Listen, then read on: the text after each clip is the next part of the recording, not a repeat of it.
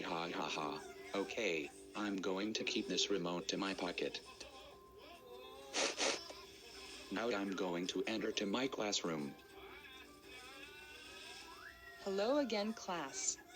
I hope all of you are already study hard for the final exam since last Friday. And I know all of you are waiting for the final exam. So today is the final exam of history, and tomorrow will be final exam of math. So be sure to study math for tomorrow. And I know that the math of final exam is quite difficult to pass, but you can study hard as possible. But before I begin this final exam, I want to speak with Caillou. Caillou, I surely that you didn't study final exam of history, is that correct? Tell me now. Mrs. Martin, I actually studied for final exam of history last Friday. And I studied hard of the final exam of history. Trust me, I was studied history for the final exam last Friday. I swear, I was going to pass this final exam. And when you grading my final exam of history, and if I failed, what are you going to do of my final exam of history?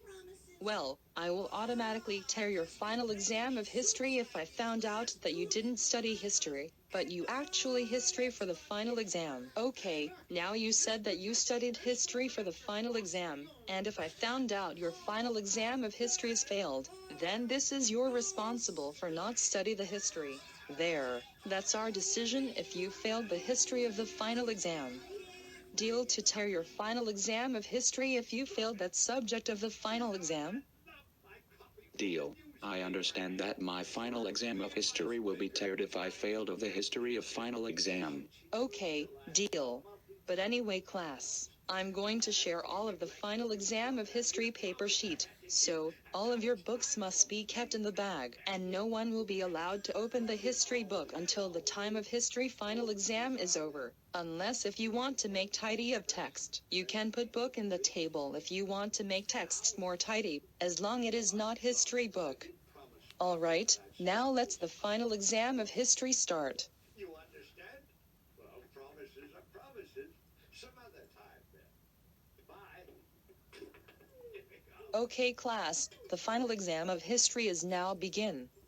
Good luck to get a good grade of your history final exam. And Caillou, if I caught you make a noise during the final exam of history or cheating from the other students' answers, I will automatically tear your final exam of history. And you will get expelled and receive a Christmas school, and even if you done with the Christmas school, you still not be allowed back to school again. Get it? Yes, Mrs. Martin.